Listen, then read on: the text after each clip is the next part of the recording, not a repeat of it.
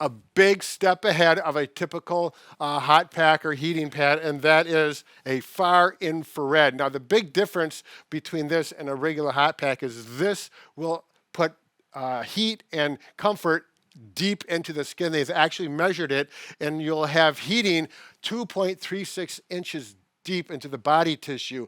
A typical hot pack will go just a couple millimeters, or it'll be, in other words, skin deep. So this will get deep. This is a Thermatex. This is one that we've been using.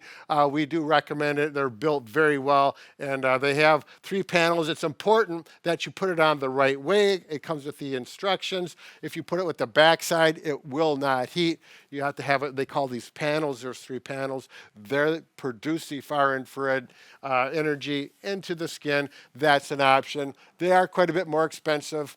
It's one of those things you'll probably use it maybe if you have arthritis, and you may use it on different parts of your body for the long term.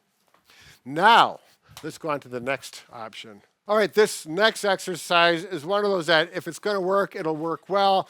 And if it doesn't, nothing's lost with it. It's worth trying, particularly if you're having pain while you're walking consistently. And the IT band, which is a ligament from the knee all the way up to the hip, if that tightens up for whatever reason, that can cause the knee to work improperly in regards to the mechanics, causing pain, and it can be pretty severe. Again, typically with walking, not when you're seated. Mike, you want to show this simple stretch?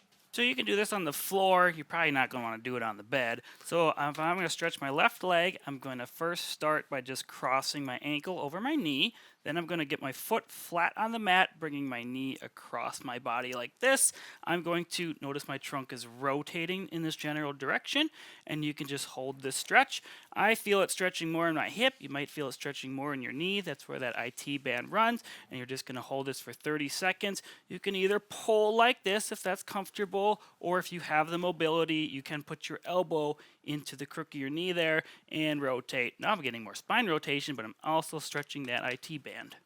Good. So obviously, this is one for someone who's more mobile and maybe a little more flexible and active. But I did want to mention it because it can work very well, and it's simple to try. It doesn't take long.